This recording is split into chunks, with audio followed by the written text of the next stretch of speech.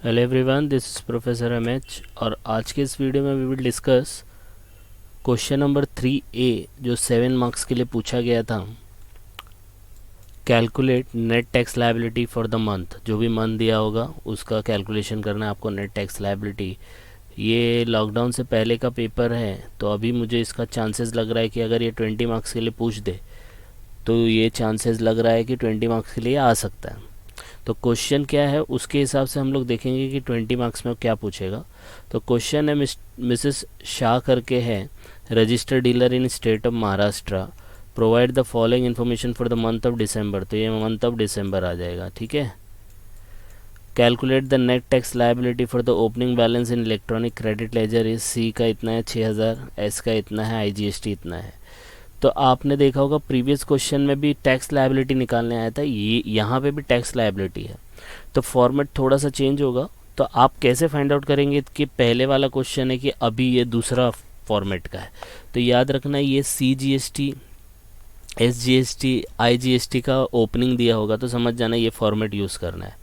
आगे देखो दिया है, sold goods to mister Khanna Punjab इतना, provided service to Kapoor in Mumbai, inward supply इतना, फिर इनवर्ट सप्लाई देन परचेज, फिर लास्ट में लिखा है all amount are exclusive of GST। ये बहुत इंपॉर्टेंट वर्ड होता है एक्सक्लूसिव। फिर दिया है rate of GST is 12% and S का 9 और 9%।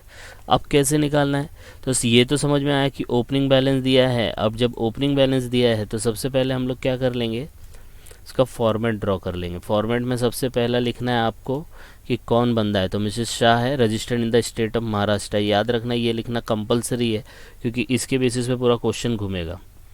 अब इसके नीचे क्या लिखना है, क्या निकालना था, calculate the net tax liability for the month of December.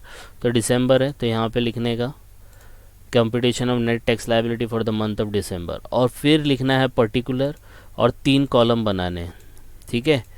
IGST, CGST, SGST, क्योंकि ये 3 ओपनिंग दिया है तो ये तो इस क्वेश्चन में जब ओपनिंग बैलेंस करके दिया होगा, राइट, और ये सब CGST, SGST, IGST है तो 3 कॉलम बना के छोड़ देने का, ठीक है।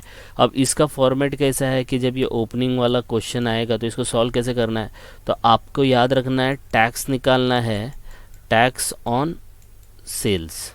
क्या निकालना है, टैक्स ऑन सेल्स, और उसमें से माइनस करने का टैक्स ऑन परचेजेस। आई बात समझ में। जो भी बैलेंस आएगा बैलेंस में से ओपनिंग माइनस कर देना। ओपनिंग हमेशा माइनस होता है, आपके लेवल पे इतना ज़्यादा कुछ टफ नहीं पूछेगा। ओपनिंग माइनस करो, जो भी आएगा that is your net tax liability. आई बात समझ में। तो पहले टैक्स ऑन सेल्स लिखने का और टैक्स ऑन परचेज लिखने का। तो अब कैसे सॉल्व करना है, जैसे देखो कितने पॉइंट है, 5 है। तो 5 पहले मैं लिखूँगा tax on sales A part, फिर लिखूँगा tax on purchase B part, जिसको सेल्स को हम लोग आउटवर्ड भी सप्लाई बोलते हैं और परचेज को इनवर्ड भी बोलते हैं, क्योंकि परचेज कर रहे हो तो अंदर आएगा माल, तो इनवर्ड। अब क्या करने का, कितने पॉइंट है इसमें, 5, तो 5 ही लाइन सेल्स में छोड़ने का, ठीक है। यहाँ पे मैंने नहीं छोड़ा है लेकिन आप लोग भी 5 लाइन छोड़ने का, और परचेज में भी कितना लाइन छोड़ने का, 5 लाइन छोड़ने का। अब क्या करना है, या तो कैलकुलेशन आप एक ही लाइन में शो करो या नीचे शो करो, मैं बताता हूँ कैसे। सबसे पहले ये 5 पॉइंट के अंदर से सेल्स कितना है वो निकाल लेते हैं। तो आपको फॉर्मेट समझ में आया, इस टाइप का क्वेश्चन आएगा तो सेल्स पे टैक्स माइनस परचेज पे टैक्स, बैलेंस आएगा, बैलेंस पे माइनस करो ओपनिंग, आपको आंसर आएगा, ठीक है। Tax on sales minus tax on purchase. तो देखो पहला सेल्स है तो मैं यहाँ पे सेल्स लिख देता हूँ। दूसरा प्रोवाइडेड सर्विस, सर्विस प्रोवाइड कर रहा है तो वो भी सेल्स ही होगा, सेल सर्विस प्रोवाइड कर रहे हैं। इनवर्ड सप्लाई जैसे ही आया तो समझ जाना ये परचेज है, तो 2 परचेज है। फिर परचेज गुड्स है, ओके, ये भी परचेज है, 3 परचेज है, ओके। तो आपने 5-5 लाइन छोड़ा, इट्स ओके, कोई प्रॉब्लम नहीं है। तो क्या करने का, अब 2 सेल्स है, दोनों सेल्स को डिट्टो लिख लेने का। तो ये वाला देखो मैंने दोनों सेल्स यहाँ पे डिट्टो लिख दिया। Sold goods to mister Khanna Punjab पहले लिख देने का, फिर सेकंड मैंने लिखा provided service to Kapoor in Mumbai 6 lakh, ये देखो ये लिख दे, पूरा कॉपी पेस्ट है, ओके। फिर ये तीनों सप्लाई मैं लिखूँगा, तो तीनों सप्लाई लिखना, पहला inward supply of Maharashtra 10,000 Danu, दूसरा आपका क्या है, अगेन तमिलनाडु है 30 लाख, और लास्ट वाला आपका क्या है, राजकोट अनरजिस्टर्ड डीलर, आई बात समझ में, लिख दिया तीनों। इसके ऊपर टैक्स निकालो, जो कॉलम में लिखना है वो कॉलम में लिखो, टोटल मारो, आंसर आ जाएगा। समझ में आया? ये दोनों पॉइंट यहाँ लिखा, फिर ये 3 पॉइंट यहाँ लिखा। ओके, अब क्या करने का, टैक्स कैलकुलेट करना है, क्योंकि आपको टैक्स लायबिलिटी निकालनी है। तो पहला वाला, तो ये देखिए ध्यान में दो, ये कहाँ पे बैठा है, हाईलाइट करता हूँ, महाराष्ट्र। अगर विद इन महाराष्ट्र रहेगा, विद इन महाराष्ट्र, तो जो भी टैक्स निकलेगा वो ये 2 कॉलम में जाएगा, और जो महाराष्ट्र के बाहर सेल्स या परचेज होगा उसमें ये कॉलम में अमाउंट आएगा IGST। तो बोलने का मतलब ये है कि सेम स्टेट रहेगा तो टैक्स CGST और SGST में कन्वर्ट हो जाता है, और अगर 2 स्टेट के बीच में ट्रेडिंग हुआ होगा, परचेज या सेल्स जो भी है, तो आपको कॉलम IGST में अमाउंट लिखना है टैक्स का।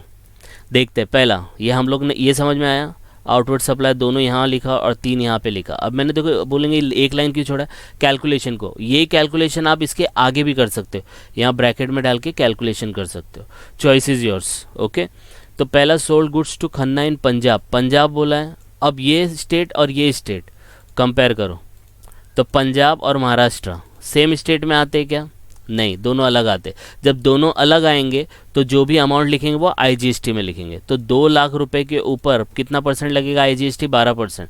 बोलेंगे सर ये कहाँ से आया, क्वेश्चन में दिया है देखो IGST और C और S 99%। तो ये कैलकुलेशन कर लेंगे। तो यहाँ पे मैं देखो शो करता हूँ, 2 लाख का 12%, सॉरी 2 नहीं है, 20 लाख का 12%। तो 20 लाख का 12% आप निकालो तो कितना आएगा, 2,40,000। समझ में आई बात? यस और नो? सेम में देखो, प्रोवाइडेड सर्विसेज टू कपूर, देखो पहले लिख लेने का, पहले जो सेल्स में आ रहा है सेल्स में लिख दो, जो परचेज में आ रहा है परचेज में लिख दो, फिर कैलकुलेशन करना है फटाफट। तो ये कितना है, मुंबई, सिर्फ स्टेट देखने का कौन से स्टेट में पड़ता है, तो ये मुंबई है। आई बात समझ में? और कहाँ से ये बिंदा सेल कर रहा है, महाराष्ट्र, मतलब सेम स्टेट है, सेम स्टेट है तो इन दोनों कॉलम में आएगा। तो 60,000 के ऊपर 99%, तो देखो 99% ईच आ गया। आई बात समझ में? तो 6 लाख का आपको 99% निकालना, तो यहाँ पे डैश आएगा और इन दोनों कॉलम में अमाउंट आएगा। तो ये देखो अमाउंट आया, तो 6 लाख का 9, 54,000। सेम वे में इधर इनवर्ट सप्लाई है, कैलकुलेशन वही है, सिर्फ देखना कौन से स्टेट में। ये भी देखो, ये महाराष्ट्र है और ये भी महाराष्ट्र है, तो सेम स्टेट है। सेम स्टेट रहेगा तो 2 जगह लिखने का, डिफरेंट स्टेट रहेगा तो 1 कॉलम में लिखने का। आई बात समझ में? तो 1 लाख का 99% ईच निकाल देंगे, तो 1 लाख का 99% ईच आएगा तो कितना आ जाएगा, 9,000। ओके, ये देखो चेन्नई तमिलनाडु है। अब चेन्नई तमिलनाडु ये स्टेट अलग होता है। आई बात समझ में? तो IGST में आएगा, तो 30 लाख का 12%, तो यहाँ पे देखो 30 लाख का 12% आया। आई बात समझ में? फिर देखो ये और जगह कुछ नहीं आएगा। फिर ये परचेज गुड्स फ्रॉम ईरानी राजकोट, गुजरात है तो इसी कॉलम में आएगा। लेकिन देखो क्या है, अनरजिस्टर्ड डीलर है, अनरजिस्टर्ड है मतलब रजिस्टर्ड नहीं है ना, तो उसका आप ITC नहीं ले सकते, उसके ऊपर टैक्स नहीं लगेगा।